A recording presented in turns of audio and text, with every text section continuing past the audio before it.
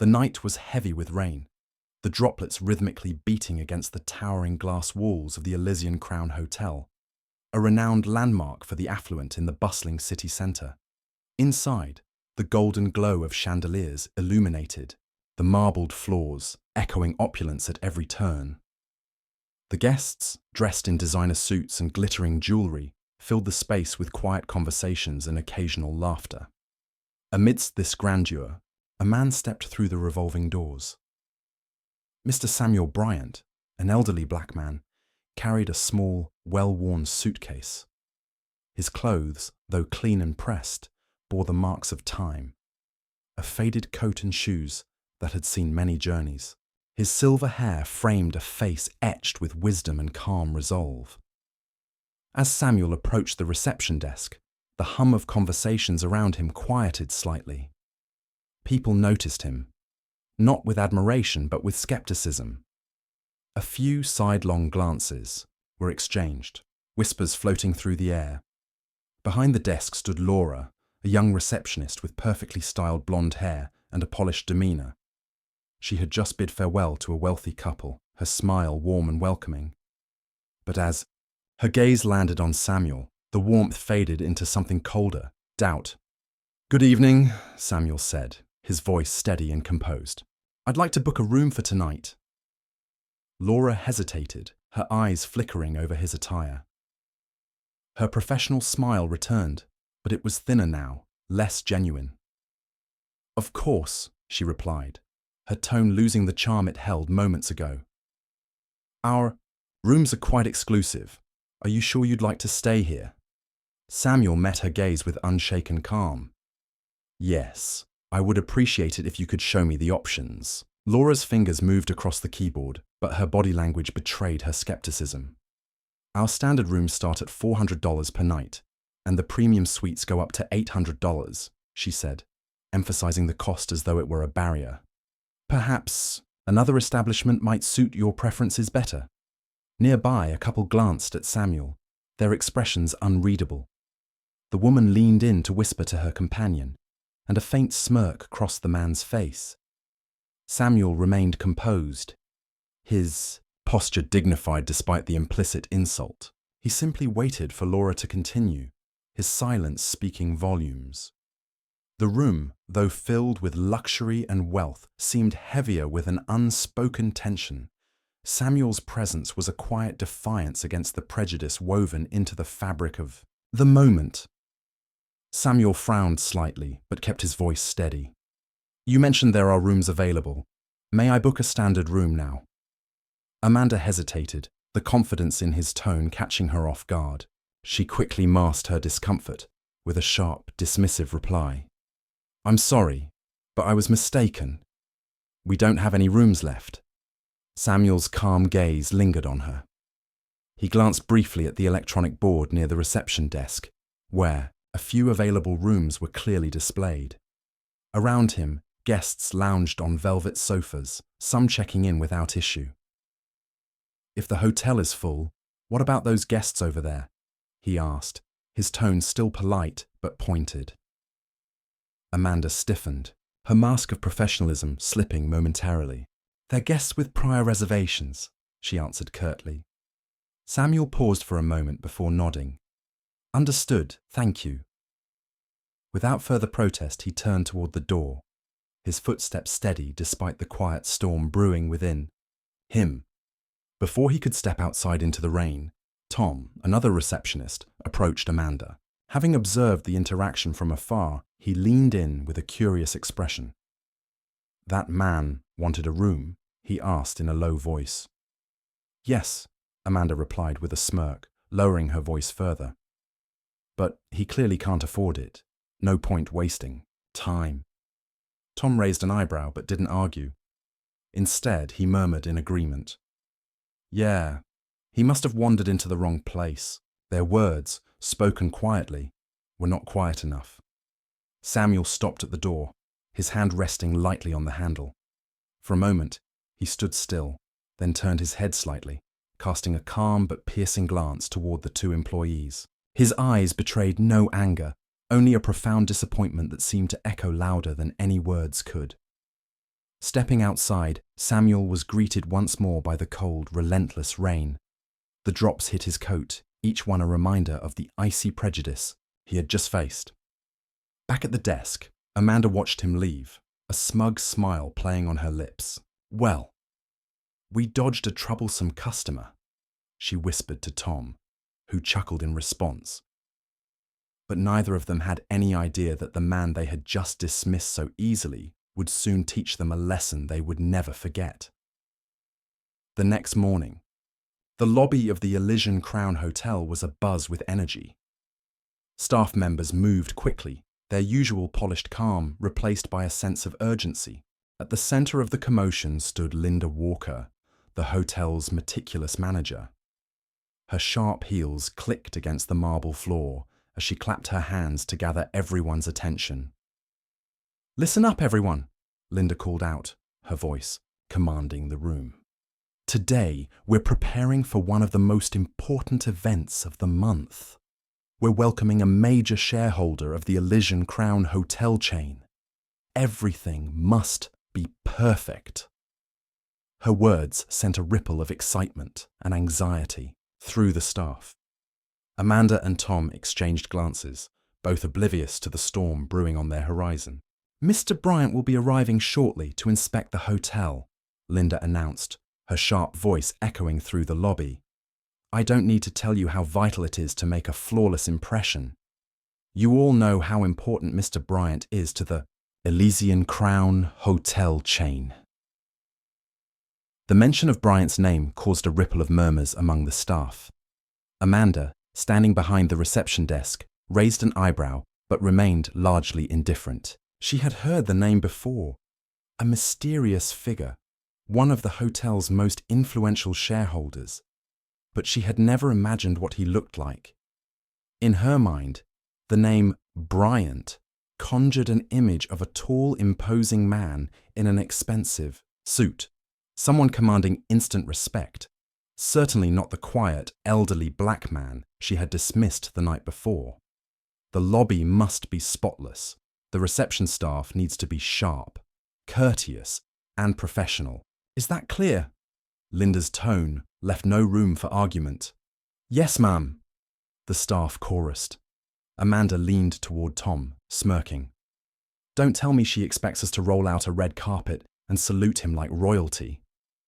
Tom stifled a laugh, nodding toward Linda with mock seriousness. "Better practice your bow." Their amusement was short-lived as Linda turned to glance at them, her gaze sharp and warning. Both Amanda and Tom straightened up, suddenly intent on appearing busy. Hours later, a sleek black limousine glided to a stop outside the hotel. The staff in the lobby paused, their eyes drawn to the luxurious vehicle as its door opened. A man stepped out first, dressed impeccably in a tailored suit and gleaming leather shoes. Amanda and Tom, watching from behind the reception desk, leaned forward, trying to identify whether this was the legendary shareholder they had been told to expect. But then, another figure emerged from the car. Samuel Bryant, the same elderly man Amanda had dismissed the night before, stepped out with quiet confidence. Gone was the modest coat and worn shoes. Instead, he wore an elegant grey suit paired with a silk scarf, exuding an effortless sophistication. His steady gait and composed demeanor commanded attention. Amanda's heart skipped a beat, her breath caught in her throat, as recognition struck her like a bolt of lightning. "No way," she whispered, her hands gripping the counter tightly. Beside her, Tom's jaw dropped. "Wait, is that him?" he stammered, unable to believe what he was seeing. Samuel entered the lobby, his calm gaze sweeping the room. The staff stood frozen, unsure of how to react to the shareholder they had unknowingly insulted. Linda quickly moved forward, her polished demeanor in full force. "Mr. Bryant," she greeted, bowing slightly and extending her hand. "It's an honor to meet you. I'm Linda Walker, the manager of this hotel." Samuel shook her hand with a faint smile. "Nice to meet you, Linda." His voice was as steady and composed as ever.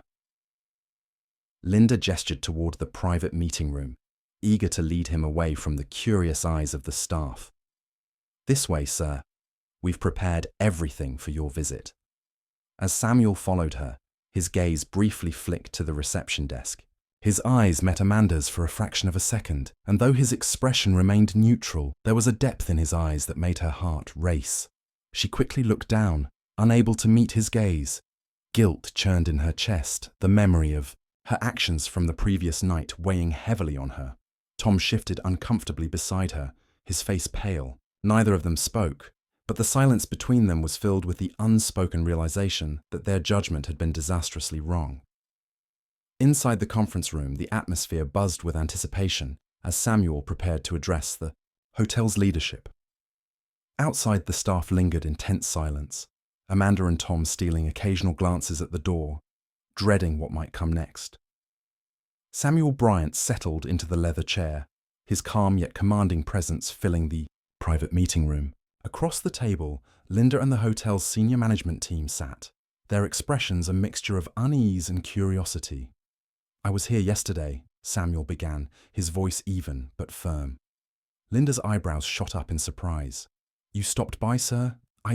I didn't realize." Samuel nodded slowly. "I came as an ordinary guest. I didn't reveal my identity because I wanted to see how this hotel treats people, without the weight of my name attached to me." He paused, letting his words sink in. "Unfortunately, my experience was far from satisfactory." The air in the room grew heavy. Linda's previously composed demeanor cracked, her face paling as she processed the implications of his statement. Samuel's gaze didn't waver as he continued. "I was denied a room reservation. Not only that, but the receptionist on duty showed clear disdain, dismissing me based on nothing but an assumption." Linda's hands fidgeted on the table. I deeply apologize, Mr. Bryant. Please know that we take this matter very seriously." Samuel offered a faint, almost imperceptible smile. "I'm not here for apologies, Linda. What I want is change. Discrimination has no place here, or anywhere. No one, whether wealthy or not, should ever be treated with disrespect."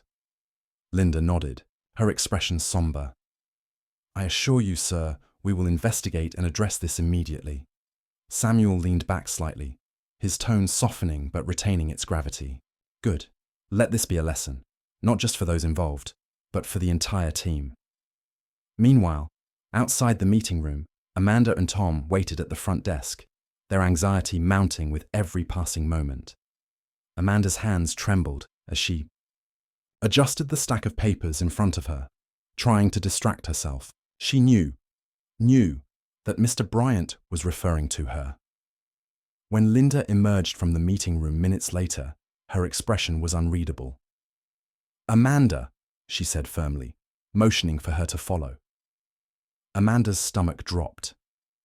She exchanged a nervous glance with Tom before walking toward the private room, her legs feeling like lead.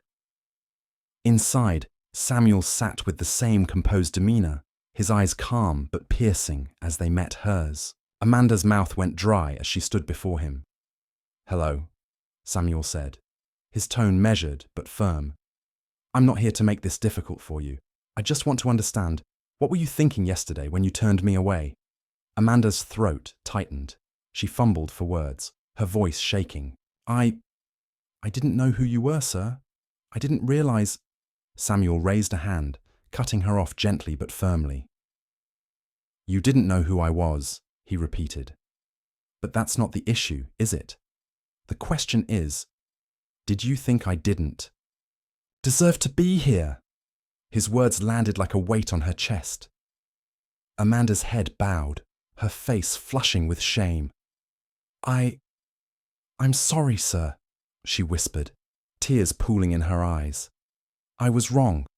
I shouldn't have judged you." Samuel regarded her silently for a moment before turning to Linda. "I hope this serves as a lesson, not just for Amanda, but for everyone on your team. People are more than their appearances, and no one should ever be dismissed based on assumptions." Linda nodded vigorously, her voice resolute. "Absolutely. Mr. Bryant, we'll ensure this never happens again. Samuel stood, smoothing his jacket. That's all I ask. Amanda left the room moments later, her cheeks streaked with tears. Shame and regret churned inside her, but along with them came a determination to change. She knew that this lesson, painful as it was, would stay with her for the rest of her life. By midday, word of Samuel Bryant's true identity and his unannounced visits spread like wildfire throughout the Elysian Crown Hotel. Staff members whispered in hushed tones, some stunned, others inspired.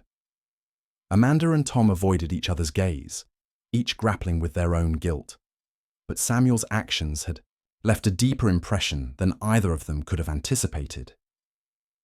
In the days that followed, the hotel's culture began to shift. Staff training sessions emphasized respect and inclusivity, and policies were implemented to ensure every guest was treated with equal care and dignity.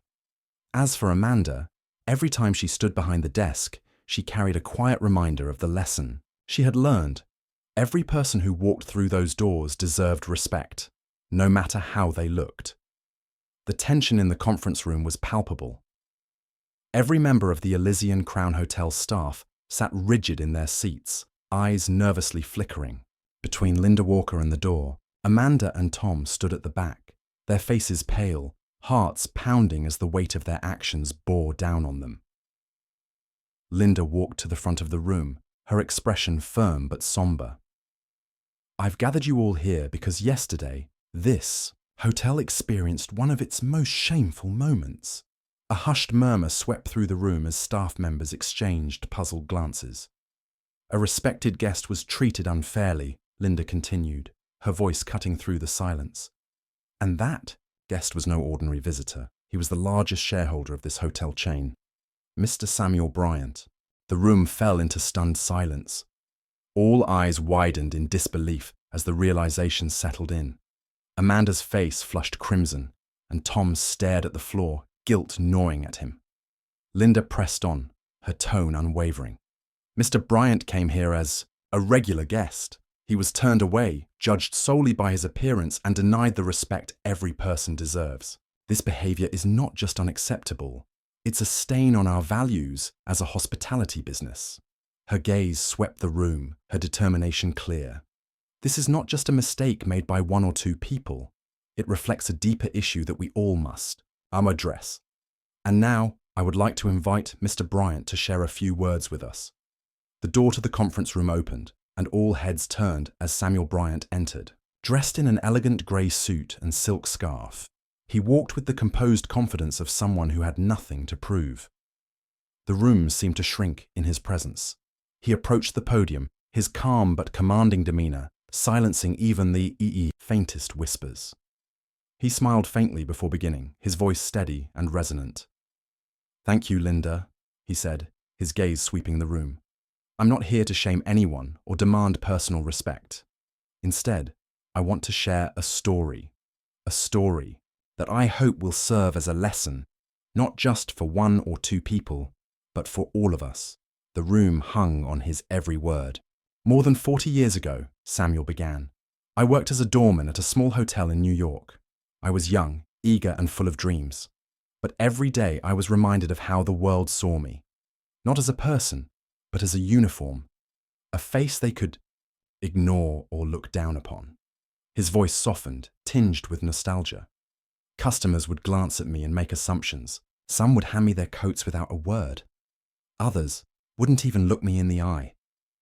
I knew what it felt like to be judged based on nothing more than my appearance." He paused, letting the weight of his words sink in. "But I also learned something valuable during those years. I learned that true respect, true humanity, is not given because of wealth, power, or appearance.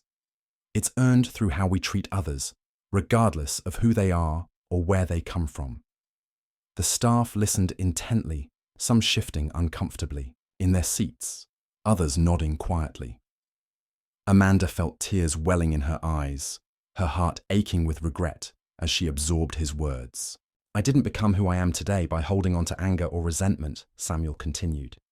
"Instead, I focused on proving that I was more than what others saw on the surface. And that's what I want for all of you, to see beyond the surface, to treat every person who walks through those doors with dignity and respect. He stepped away from the podium, his gaze sweeping the room one last time. This isn't about punishing anyone. It's about learning and growing together. Let this moment be a turning point for all of us. The room erupted into applause, not out of obligation, but out of genuine respect. Samuel's words had touched something deep within them, a call to be better, to rise above judgment and embrace empathy. As the meeting ended, Amanda found herself lingering in the hallway, tears streaming down her face. Tom approached her, his own expression heavy with guilt. "We messed up," he said quietly. Amanda nodded, her voice breaking. "I can't believe how blind I was, how cruel I was." "Then let's fix it," Tom said, his tone resolute. "Let's be better." In the days that followed, the hotel underwent significant changes. New training programs were implemented to emphasize inclusivity and respect. Staff members were encouraged to share their own stories, fostering a deeper understanding of one another's struggles and experiences. Amanda, in particular, made it her mission to redeem herself. She went out of her way to assist guests, treating each one with kindness and care, regardless of how they looked or what they wore. And while Samuel Bryant eventually left the hotel to continue his travels, his impact lingered long after he was gone. The Elysian Crown Hotel was no longer just a place of luxury. It became a symbol of growth, understanding, and the power of change. The room was silent, the gravity of Mr. Carter's words hanging in the air like a heavy cloud. As he stood before the staff of the Hilton Royale, his voice was calm but carried a weight that left everyone listening intently. "More than 40 years ago," Mr. Carter began, "I worked as a doorman at a small hotel in New York. I was judged by customers and even by management because of the color of my skin. But through those experiences, I learned something important. Everyone deserves to be treated the same, no matter who they are or what they look like." The room fell completely still. Many of the staff lowered their eyes, a sense of guilt and embarrassment settling over them. Amanda, standing at the back, felt her cheeks burn as tears welled up. Mr. Carter's gaze swept across the room. "Yesterday, when I entered this hotel, I did so incognito, to see how you treat ordinary customers. Unfortunately, the results were not what I had hoped for." His eyes lingered on Amanda and Tom for a brief moment before continuing. "However," he added, his tone softening, "I don't want to focus on the mistakes made. Instead, I want to focus on change. We must learn to see people with our hearts, not just with our eyes." He paused, letting his words sink in before asking, "Are you ready to change?" The room erupted in applause, but the atmosphere remained tense. The applause wasn't just for Mr. Carter's speech. It was an acknowledgement of the truth he had shared and a promise to do better. Later that morning, Linda Walker called Amanda and Tom into her office. The two stood before her, shoulders slumped, their faces pale. Amanda tried to remain calm, but her voice shook as she stammered, "Mum, I'm so sorry. I didn't mean to. I didn't know who he was." Linda's sharp tone cut through Amanda's apology. "That's the point, Amanda. You don't need to know who he is to treat him with respect. We're not here to judge our customers. We're here to serve them." Amanda bowed her head, tears streaming down her cheeks. Tom, standing beside her, finally spoke up. "I take responsibility, too," he admitted, his voice shaky. "I laughed when Amanda turned him down, and I didn't stop her." Linda sighed, her expression a mix of disappointment and resolve. "I appreciate that both of you have the courage to admit your mistakes, but this is a serious matter, and it cannot be overlooked." She turned to Amanda. "You will be suspended from work for 2 weeks without pay. During that time, you'll be required to attend customer service and diversity training. This is a chance for you to learn and grow, not a punishment to break you." Amanda nodded, her voice barely above a whisper. "Thank you, Ma'am." Linda shifted her gaze to Tom. "You'll also attend the training sessions and this incident will go on your record as a formal warning. Let this be a reminder of the standards we uphold at this hotel." Tom nodded, his head low. That afternoon, Mr. Carter returned to the front desk. Amanda, still in her uniform, stood up immediately when she saw him approach. Her heart raced as she bowed her head. "Sir," she said, her voice trembling, I am truly sorry for my actions. I didn't treat you with the respect you deserve." Mr. Carter smiled gently, resting his hands on the counter. "I'm not mad at you, Amanda, but I do hope you've learned from this. Every person who walks through these doors has a story, and you can't tell that story by looking at their appearance." Amanda nodded, her eyes red with tears. "I understand, sir. Thank you for giving me the chance to make things right." Mr. Carter gave her a small, reassuring nod. "Remember, Amanda, it's not the mistakes we make that define us, but how we choose to grow from them." The story of Mr. Carter's visit quickly spread throughout the Hilton Royale, becoming a defining moment for the entire staff. Amanda and Tom were no longer the only ones reflecting on their actions. Everyone took a hard look at how they treated others. The hotel implemented new training programs focused on inclusivity and empathy, ensuring that every guest, regardless of their background, was treated with the dignity they deserved. For Amanda, the experience became a turning point. She approached her work with a renewed sense of purpose, going out of her way to treat every guest with kindness and care. Tom, too, embraced the lesson, becoming an advocate for fairness and respect among his colleagues. As for Mr. Carter, he left the Hilton Royale with a satisfied smile. He hadn't just inspected the hotel, he had planted the seeds of change. And as the staff waved goodbye, they carried with them not just the memory of his visit, but the belief that sometimes the biggest mistakes are opportunities for the greatest growth. Thank you for listening to this meaningful story. Please like and subscribe to the channel and leave a comment to let us know what you think. Wishing you a wonderful day.